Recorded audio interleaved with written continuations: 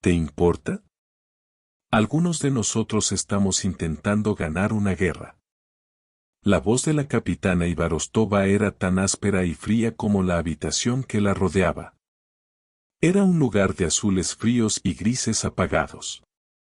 Una caverna de pantallas brillantes donde los flujos de datos fluían como ríos digitales.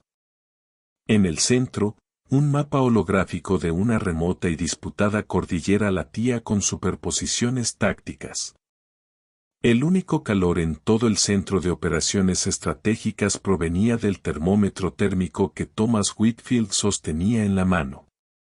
A sus 78 años, Thomas se movía con una economía silenciosa que las jóvenes mentes cafeinadas de la sala confundieron con lentitud. Era un fantasma en su máquina. Un contratista civil contratado para la sencilla tarea analógica de mantener el café fresco y las tazas llenas. Formaba parte del fondo, tan imperceptible como el zumbido de los servidores o el aire reciclado y filtrado. No respondió a la pulla de la capitana Ivarostova. Simplemente se acercó a su puesto, su reflejo era una figura borrosa y encorvada en el cristal oscuro de su monitor. Él alargó la mano hacia su taza vacía. «Deja la cafetera», dijo ella, sin levantar la vista de la pantalla. «Nos serviremos nosotros mismos. Es más rápido». El teniente Mark Chen, un prodigio recién salido del MIT, sonrió con sorna desde la consola contigua. «El algoritmo está ejecutando un nuevo modelo predictivo del movimiento enemigo, capitán. No podemos permitirnos una latencia de, 2 minutos para ir a por un café». Los dos intercambiaron una breve mirada cómplice. Era una broma a su costa, pero Thomas no sintió resentimiento. Había oído variaciones del mismo durante los últimos 3 años que llevaba trabajando allí. Él era el viejo, la reliquia. El equivalente humano de un módem de acceso telefónico en un mundo de fibra óptica. Para ellos, él era simplemente el chico del café. Colocó la jarra humeante en un posavasos resistente al calor junto al teclado de Rostova y emprendió su lenta y deliberada retirada. Sus zapatos, de suela blanda y desgastados, no hacían ruido sobre el suelo de hormigón pulido. Se movía por el perímetro de la habitación, recorriendo con la mirada el caos controlado. Vio la intrincada danza de información, los iconos parpadeantes que representaban batallones, las señales de vigilancia de drones y las comunicaciones cifradas. Comprendió más de lo que jamás imaginaron. La sala era una sinfonía de tensión controlada. A la cabecera de la inmensa mesa táctica se encontraba el general Marcus Thorne, un hombre de firmeza y determinación. Tenía casi 50 años. Su uniforme de servicio verde del ejército estaba inmaculado. Su presencia era la de un hombre muy bueno, una fuerza gravitacional que mantenía unida toda la operación. No había hablado en 10 minutos, con la mirada fija en el terreno holográfico que procesaba 1000 variables a la vez. Thomas continuó su circuito. Rellenó la taza de un joven sargento que asintió en agradecimiento, sin apartar la vista de la pantalla. Pasó junto a otro analista que se frotaba las sienes, el estrés de la operación lo rodeaba como un aura visible. Thomas conocía esa mirada. La había llevado durante más años que los que llevaban vivos estos jóvenes oficiales. Al acercarse de nuevo a la estación Chen, el teniente se reclinó, estirando los brazos por encima de la cabeza. La información del dron es buena, pero demasiado pasiva. Necesitamos vigilancia sobre el terreno. Inteligencia humana en tiempo real. El tipo de cosas anticuadas que se escribían en los libros de texto. Rostova se burló sin apartar la vista del monitor. La inteligencia humana es confusa. Es lenta. Causa muertes. Deja que la tecnología haga el trabajo pesado. Tenemos térmica. Tenemos satélite. Tenemos inteligencia de señales. Lo único que necesitamos es una persona para apretar el gatillo cuando la computadora se lo indique. Aún así, Chen reflexionó, mirando rápidamente a Thomas, que recogía silenciosamente sobres de azúcar vacíos. Uno se pregunta cómo sería entonces. Tipos con caras embarradas y una brújula, intentando descifrar estas cosas. Soltó una risita desdeñosa. Probablemente por eso tardaron 20 años en hacer lo que ahora podemos hacer en 20 días. El comentario quedó flotando en el aire, impregnado de la arrogancia de la juventud. Era una forma de desestimar a generaciones enteras de soldados. Una nota a pie de página en su propia historia de autobombo. La mano de Thomas se detuvo una fracción de segundo sobre una servilleta arrugada. Les daba la espalda y su rostro permanecía impasible, una máscara de serenidad servicial. Pero en su interior, un tambor lejano empezó a sonar, un débil eco de un mundo de barro, lluvia y miedo. Sintió una placidez familiar apoderarse de él, la misma calma que una vez encontró en medio de una tormenta. No lo sabían. No podían. Para ellos, la historia era un punto de referencia, una lección que optimizar. Para él, era la tierra que aún sentía bajo sus pies, los fantasmas de amigos que aún caminaban a su lado. Su mirada se desvió hacia el general. Son seguía clavado en el mapa, pero Thomas notó una sutil tensión en su mandíbula. El general había oído el intercambio. En una sala tan sensible, cada palabra era un dato, cada entonación un sonido potencial. Señal. Thomas recogió los últimos desechables y se giró para marcharse. Al pasar junto a la estación de Rostova, ella finalmente levantó la vista, entrecerrando los ojos no hacia él, sino hacia su muñeca. Llevaba una sencilla correa de cuero sin adornos, oscurecida por el tiempo y el sudor, agrietada como tierra vieja. Era un objeto orgánico y personal en este mundo de metal y luz. ¿Qué es eso?, preguntó ella, con un tono que mezclaba curiosidad y desdén. ¿Algún tipo de rastreador de actividad retro?, preguntó Chen, inclinándose para mirar. Parece algo que usaría mi abuelo, una reliquia de la edad de piedra. Thomas se detuvo. Miró la correa de cuero que rodeaba su delgada y venosa muñeca. No era un rastreador. No era una declaración de moda. Era una promesa. Era un monumento conmemorativo. La estéril luz azul de la sala de guerra parpadeó y, por un instante, fue reemplazada por el verde estroboscópico de la luz interior de un Huey. El zumbido de los servidores se convirtió en el ensordecedor wump wump wump de las aspas del rotor cortando el aire denso y húmedo. El aroma a café fue arrastrado por el olor a combustible de avión, ozono y podredumbre húmeda de la jungla. Sintió un peso fantasma en la espalda, el peso familiar de una radio PRC-77 y el frío acero de su rifle en las manos. El rostro de un joven, de apenas 20 años y manchado de pintura de camuflaje, apareció ante sus ojos. El chico le agarraba la muñeca, presionando esa misma banda de cuero en su palma. Vuelve, había dicho el chico, con la voz casi perdida en el ruido del helicóptero. Cuéntales lo que pasó aquí. La visión se desvaneció tan rápido como llegó. Estaba de vuelta en el centro de mando. Era solo Thomas, el del café. Su mirada pasó de la banda de cuero al rostro impaciente de la capitana Rostova. Es solo una pulsera vieja, dijo con voz tranquila y serena. Bien, dijo ella, volviendo a su pantalla, ya sin interés. Bueno, intenta que no se quede atrapado en ningún equipo. Thomas asintió levemente, casi imperceptiblemente, y continuó su lento caminar hacia la puerta. El enfrentamiento había terminado. Una pequeña escaramuza en una guerra de divisiones generacionales, de mundos visibles e invisibles. La había superado, como había superado tantas cosas. Era invisible, y en su invisibilidad había una especie de paz. Pero alguien lo había visto.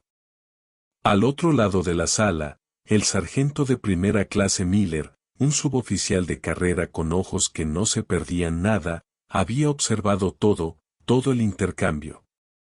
Miller era un puente entre los mundos. Tenía la edad suficiente para haber sido entrenado por hombres que lucharon en el desierto, pero la juventud suficiente para dominar el lenguaje digital de la guerra moderna. Respetaba al general, comprendía la aguda inteligencia de los jóvenes oficiales y veneraba la serena dignidad del anciano que les servía el café. Vio la crueldad despreocupada, la condescendencia desconsiderada, no era una violación del protocolo ni de las normas, era la falta de algo más fundamental, una falta de respeto. Lo carcomía, miró de la espalda de Thomas, que se retiraba, al general Thorne. El general apartaba la vista del mapa holográfico, su mirada era distante, su mente trabajaba claramente en dos problemas tácticos distintos a la vez, el de la pantalla y el que se desarrollaba en su propio centro de mando. Miller vio su oportunidad, captó la mirada del general y negó con la cabeza sutil, casi imperceptiblemente. Fue un gesto diminuto, una señal silenciosa de un soldado a otro. Decía, esto no está bien, señor. La mirada del general Thorne sostuvo la de Miller un largo instante, una conversación entera transcurrió entre ellos en esa mirada silenciosa. Entonces, el enfoque del general cambió. Pasó de largo a los capitanes y tenientes, de largo a las pantallas brillantes y a los flujos de datos. Su mirada aguda y analítica se posó en el anciano que se dirigía a la salida. Lo miró de verdad por primera vez, no como un funcionario, no como parte del mobiliario de la habitación, sino como un hombre. Vio la ligera cojera que Thomas intentaba disimular, vio la tenue cicatriz plateada que le atravesaba la ceja izquierda. Vio la forma en que mantenía los hombros, no encorvados por la edad, sino con una disciplina tan antigua que se había convertido en parte de sus huesos. Vio la calma practicada en sus ojos, una quietud que no provenía de una vida tranquila, sino de sobrevivir a una ruidosa. La mente del general, un depósito de historia militar y archivos clasificados, comenzó a agitarse. Había visto ese rostro antes. No en persona, en un archivo. Un archivo de 200 páginas, redactado hasta el punto de ser casi ilegible. Un archivo que hablaba de una leyenda, un fantasma que operaba en las sombras de una guerra que ahora era solo un capítulo en los libros de texto que Chen y Rostova habían estudiado. El nombre en el archivo era Thomas Whitfield. La operación tenía el nombre en clave de Proyecto Nick 12. Un fantasma que traspasaba la ley enemiga, las líneas, solo durante semanas. Un hombre que podía cartografiar los sistemas de túneles enemigos con solo sentir el suelo bajo sus pies. Un experto en señales capaz de usar la red de radio del enemigo en su contra. Proporcionándole información sobre movimientos de tropas fantasma que enviaban a divisiones enteras a misiones inútiles mientras sus propios camaradas se colaban entre sus líneas sin ser atacados. El archivo hablaba de un solo agente que había desmantelado toda una red de inteligencia enemiga, salvado una base de fuego asediada de ser invadida y salido de la jungla con información tan crucial que cambió el rumbo estratégico de la guerra en todo ese sector. El archivo contenía una foto, un joven de ojos avejentados, con una leve cicatriz que le atravesaba la ceja izquierda. El general Thorne sintió una sacudida, como si se le hubiera completado un circuito cerebral. El hombre del café, el anciano de serena dignidad, era él. El arquitecto de la doctrina de guerra asimétrica que intentaban implementar en ese mapa holográfico estaba allí mismo, a punto de sacar la basura. La revelación se apoderó del general con el peso de una profunda verdad. Estaba de pie en una sala llena de la tecnología militar más avanzada del planeta, rodeado de las mentes más brillantes de una nueva generación. Y el arma más peligrosa de todo el edificio era la que sostenía una bolsa de plástico con filtros de café usados. Justo cuando se dio cuenta de esto, se desarrolló el acto final del drama. Rostova, frustrada por un dato contradictorio en su pantalla, hizo un gesto de impaciencia con la mano, tirando la taza medio llena que había ignorado. El café caliente salpicó su tableta de datos y cayó al suelo. Maldita sea, siseó, agarrando el dispositivo y limpiándolo frenéticamente con la manga. Su mirada se dirigió a Thomas, quien se había detenido al oír el sonido. ¿Viste lo que hiciste? Me estabas distrayendo. Ven aquí y limpia esto. Y ten cuidado. Esto es material militar clasificado, no un plato. De esto es exactamente de lo que estaba hablando. Tenemos que concentrarnos aquí. Chen intervino, levantándose de su silla. Es un lastre, capitán. Quizás deberíamos reemplazarlo por una máquina expendedora. Sería más eficiente. La acusación era absurda. Thomas había estado a 3 metros de distancia, pero necesitaban un blanco para su frustración, un chivo expiatorio para la fricción de su trabajo de alto riesgo, y el anciano era el más fácil que pudieron encontrar. Lo estaban empujando más allá de la redención. Gracias. Su arrogancia, una luz cegadora que les impedía ver el precipicio en el que bailaban. Thomas se giró, su rostro un lienzo de paciencia cansada. Empezó a caminar hacia el derrame, listo para realizar esta última tarea humillante, pero no lo logró. Una voz cortó el aire, baja y resonante, pero lo suficientemente potente como para detener todo movimiento en la sala. No era un grito, era un pronunciamiento. La capitana Rostova. El general. Thorne había hablado. Todas las cabezas en la sala se volvieron hacia él. El zumbido de los servidores de repente pareció ensordecedor en el silencio absoluto que siguió. Rostova se congeló, con la mano suspendida sobre su tableta de datos húmeda. El general dio 2 pasos hacia adelante, alejándose de la mesa táctica. Sus ojos no estaban puestos en Rostova. Estaban concentrados en Thomas. Miró al veterano con una expresión de profundo respeto, casi reverente. Toda la dinámica de poder de la sala se inclinó en torno a esa única mirada.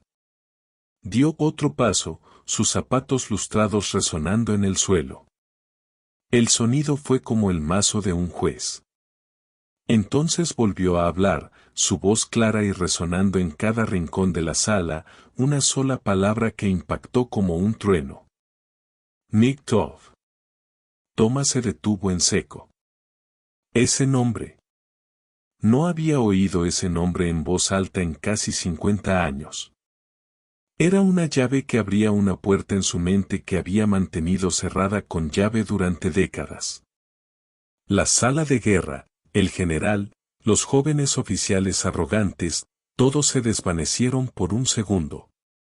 Estaba de vuelta en la jungla, la señal de llamada crepitando en la radio, un salvavidas y una sentencia de muerte, todo en uno.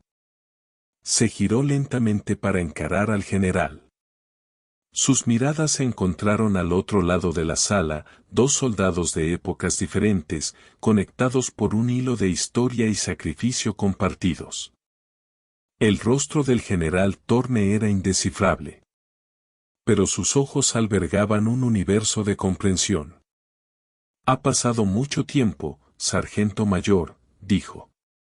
Su voz ahora más suave, llena de una deferencia que dejó atónita a la sala en un estado de animación suspendida. Rostova tenía la boca ligeramente abierta. Chen parecía como si le hubiera caído un rayo. El general dio otro paso al frente y se paró frente a Thomas. Era unos buenos 15 centímetros más alto. Una figura imponente con un uniforme perfecto. Pero en ese momento parecía ser él quien estaba en presencia de la grandeza. Leí su expediente cuando era un joven teniente en Fort Huachuca, dijo Thorne. Su voz, un discurso bajo y personal que todos los demás tenían el privilegio de oír. Era lectura obligatoria para oficiales de inteligencia avanzados. La mayor parte estaba tachada, pero lo que quedaba contaba una historia. Giró ligeramente la cabeza, su mirada recorrió las figuras congeladas de Rostova y Chen. Ustedes dos están ejecutando modelos predictivos basados en el movimiento del enemigo. Están tratando de anticipar el comportamiento de los insurgentes en el Valle de Sargón. Señaló el mapa holográfico. ¿Esa doctrina que estás usando, la que aprendiste en West Point? ¿La doctrina Zorn, como la llaman en los manuales? Le pusieron mi nombre porque fui yo quien la escribió. Pero no la inventé. Su mirada volvió a Thomas. Lo aprendí de los informes posteriores a la acción de este hombre. Lo aprendí de la leyenda de un solo operativo que se hacía llamar Nick Dorf. Empezó a recitar la historia de Thomas como si leyera un texto sagrado. Operación Iron Shadow, 1968. Entró solo en el Valle de Aizhou, con una radio y raciones para una semana. Salió un mes después con un mapa completo de las líneas de suministro del EVN, la ubicación de 3 búnkeres de mando y todo el orden de batalla del enemigo. La información que reunió salvó a la 3ª Brigada de la 101ª Aerotransportada de caer en lo que habría sido la mayor emboscada de toda la guerra. La voz del general se hizo más fuerte, llenando la sala con el peso de la historia olvidada. Operación Garra Silenciosa, 1969. Localizó e identificó a un piloto estadounidense capturado, oficialmente dado de baja en combate. No contaba con equipo de rescate. Carecía de apoyo aéreo. Entró, neutralizó a 6 guardias sin disparar un tiro y cargó al piloto a la espalda durante 2 días a través de territorio enemigo hasta un punto de extracción. Respiró hondo, asimilando las palabras. El rostro de Rostova palideció por completo. Chen miraba a Thomas como si estuviera viendo un monumento. Fue el primero en ser pionero de las mismas técnicas de inteligencia de señales sobre las que se basan todas sus carreras. El general continuó, con voz fría y dura, mientras miraba a sus oficiales subalternos. Solo que lo hizo con cable de cobre, una radio robada y buen oído para el dialecto. No tenía un algoritmo. Él era el algoritmo. Se giró hacia Thomas. Su postura cambió. El sargento mayor Whitfield ostenta la cruz por servicio distinguido, 3 estrellas de plata, 4 estrellas de bronce al valor y un corazón púrpura. La única razón por la que no tiene la medalla de honor es porque sus acciones más significativas siguen siendo, hasta el día de hoy, demasiado clasificadas para hacerse públicas. El general Thorne hizo una pausa, dejando que el silencio se prolongara. Entonces hizo algo que nadie en la sala le había visto hacer jamás. Se irguió cuán alto era, con la espalda erguida como un palo. Sus movimientos eran nítidos, precisos y llenos de un profundo sentido de la ceremonia. Sala, ladró con su voz, la orden pura y sin cortes de un general de 4 estrellas. Una choza de 10, el instinto y el entrenamiento tomaron el control. Todas las personas uniformadas en la sala, desde la capitana Rostova hasta el sargento Miller, se pusieron en posición de firmes. El sonido de 20 pares de tacones chocando resonó en el espacio cavernoso. El general Thorne se enfrentó a Thomas Whitfield, el anciano con la sencilla ropa de civil. Levantó la mano en un saludo lento y perfecto. Permiso para agradecerle su servicio, sargento mayor, dijo el general, con la voz cargada de emoción. Es un honor estar en su presencia. Thomas miró al general, luego a los jóvenes rostros atónitos de los soldados que lo esperaban. Una vida de recuerdos enterrados, de dolor y orgullo, lo invadió. Enderezó la espalda lentamente, los años parecían desvanecerse de sus hombros. Ya no era el chico del café. Era el sargento mayor Thomas Whitfield. Era Nick Todd. Asintió con una leve y digna inclinación de cabeza. Descanse, general, dijo con voz ronca pero firme. El saludo fue el golpe final a la arrogancia de los jóvenes oficiales. Fue una recalibración pública e innegable del universo. El hombre al que habían desestimado como un sirviente lento era, de hecho, un coloso de su profesión, un pilar fundamental de la misma institución a la que servían. La vergüenza era una fuerza palpable en la sala. El general Thorne mantuvo el saludo un momento más antes de bajar lentamente la mano. Se giró hacia Rostova y Chen, con los ojos como astillas de hielo. Ustedes también, comenzó, bajando la voz a un tono peligrosamente bajo, son una desgracia. Estás en una sala. ¿Simplemente te llamaban soldado Pail? El bar quedó en silencio. La pregunta flotaba en el aire, un desafío que exigía una respuesta. La falta de respeto era palpable, un peso físico oprimiendo la sala. Mark Douglas miró a Miller, realmente lo miró. Y por un segundo, el bar se disolvió.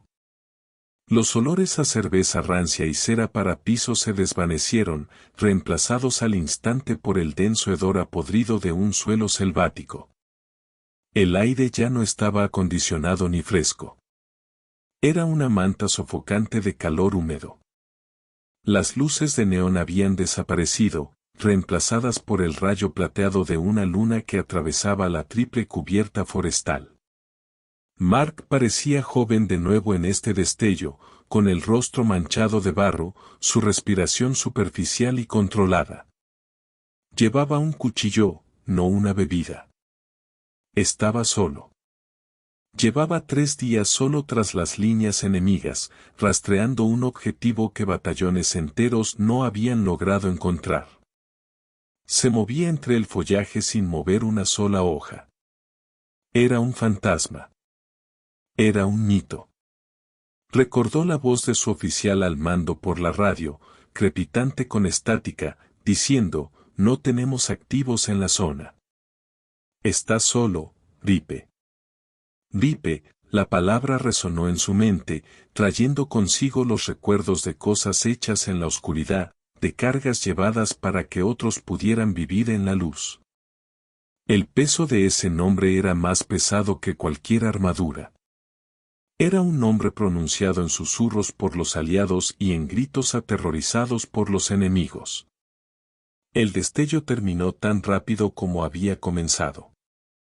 Mark parpadeó, la jungla se desvaneció de nuevo en la mugrienta realidad del ancla oxidada. Miró el rostro joven y arrogante del teniente Miller. Sintió una profunda lástima. No quieres saberlo, dijo Mark en voz baja. Miller echó la cabeza hacia atrás y rió. Oh, creo que sí. Creo que todo el bar sí. Vamos, oigámoslo. ¿Cómo llamaban al hombre que presentó las solicitudes? ¿Speedy? ¿El grapador? ¿Sally? El camarero ya había visto suficiente. Había estado observando a Mark de cerca, no con los ojos de un civil, sino con los ojos de un hombre que había visto combate. Cuando Mark buscó su billetera, su manga se había subido solo 1 pulgada. Era algo pequeño, desapercibido por los ruidosos sellos, pero Sally lo vio. No era un tatuaje. Era una cicatriz. Una marca de quemadura, perfectamente circular, grabada en el interior de la muñeca. Sally se quedó paralizado. Había oído historias sobre esa marca. Rumores transmitidos en voz baja en clubes y cuarteles de suboficiales durante 40 años. Era la marca de una unidad que no existía oficialmente. Una unidad que operaba tan fuera de los registros que la CIA negó conocerlos. Eran los fantasmas de la era de Vietnam y la Guerra Fría. Sally dejó caer el trapo que sostenía. El corazón le latía con fuerza. Miró al anciano, la quietud, la mirada muerta, la absoluta ausencia de miedo, y todo encajó. No era solo un veterano, era una leyenda. Sally se apartó del bar y se dirigió a la puerta de la oficina. Necesitaba hacer una llamada. Había un número pegado en el interior de la caja fuerte, un número que le había dado el dueño del bar, un almirante retirado, con instrucciones estrictas. Si alguna vez ve a un hombre con una marca circular en la muñeca derecha, llame a este número. No haga preguntas. No interactúe. Llame. Sally irrumpió en la oficina, con las manos temblorosas al marcar. Escuchó el timbre, sintiendo cómo los segundos pasaban como horas. Hola, respondió una voz. Era aguda, autoritaria. Soy Sally, del ancla oxidada, balbuceó. Creo que está aquí. ¿Quién está aquí? El segador, susurró Sally. El hombre de la marca circular. Está aquí, y hay un grupo de ranas jóvenes que le están dando la lata. La cosa se va a poner fea. Hubo un silencio al otro lado de la línea tan profundo que Sally creyó que se había cortado la llamada. Entonces la voz regresó, más fría que el hielo. No dejes que lo toquen. No dejes que le falten el respeto. Estoy a 3 minutos. Mantén la paz, Sally. O que Dios nos ayude a todos. De vuelta en la sala principal, la tensión había llegado a su punto álgido. Miller ya no reía. La negativa del anciano a seguirle el juego lo enfurecía. Lo sentía como un desafío directo a su autoridad. Le estoy dando una orden, ladró Miller, con la voz ligeramente quebrada. Soy un oficial comisionado de la Marina de los Estados Unidos. Identifíquese y desocupe esta mesa. Mark se puso de pie. Se movía lentamente, con un crujido audible en las articulaciones. Se irguió en toda su altura, que era de solo 1,75 metros, bastante más bajo que Miller. Pero de alguna manera, en ese momento, pareció imponerse al teniente. Servía a este país antes de que tu padre fuera un destello en los ojos del lechero, dijo Mark con voz firme. Me he ganado mi asiento. Ahora muévete. El rostro de Miller se puso morado. ¿Me escuchaste? Te hiciste viejo. Extendió la mano y empujó a Mark. No fue un empujón violento, solo un empujón en el hombro para enfatizar su punto, para mover físicamente el obstáculo. En el momento en que la mano de Miller tocó la chaqueta de Mark, el aire en la habitación pareció romperse. Mark no tropezó. Ni siquiera se tambaleó. Simplemente miró la mano en su hombro, luego alzó la vista hacia el rostro de Miller. Eso fue un error, susurró Mark. Sally salió corriendo de detrás de la barra, saltando por encima del mostrador. Teniente, retírese. Es una orden directa del dueño. Retírese. Miller se dio la vuelta. Cállate, Sally. Este civil me puso las manos encima primero. No es un civil, idiota. Sally rugió, colocándose entre los dos hombres. Miller apartó a Sally de un empujón, con la sangre hirviendo. Se giró hacia Mark, con el puño cerrado. Voy a darte una lección de respeto, viejo. Miller levantó la mano, listo para agarrar a Mark por el cuello y arrastrarlo hacia la puerta principal. Quería humillarlo, mostrarle a todos quién era el alfa. Había perdido la razón. Entonces la puerta principal del bar se abrió de golpe. No fue una patada. Fue una oleada de fuerza. La pesada puerta de roble se estrelló contra la pared con un crujido que sonó como un disparo. Todas las cabezas del bar se volvieron hacia la entrada. En la puerta no había una flota de policías militares. Era un solo hombre. Llevaba un uniforme azul impecable, con hileras de cintas que le llegaban casi hasta el hombro. Las estrellas de su cuello reflejaban la luz de neón. Era el almirante Vance, comandante de la base. Detrás de él, dos hombres con trajes oscuros, con los auriculares visibles y una postura que irradiaba una intención letal. El almirante Vance entró en la sala. El silencio que reinó fue absoluto. Era un vacío. La música se había cortado.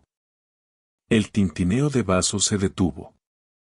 Incluso la respiración pareció cesar. Miller se quedó.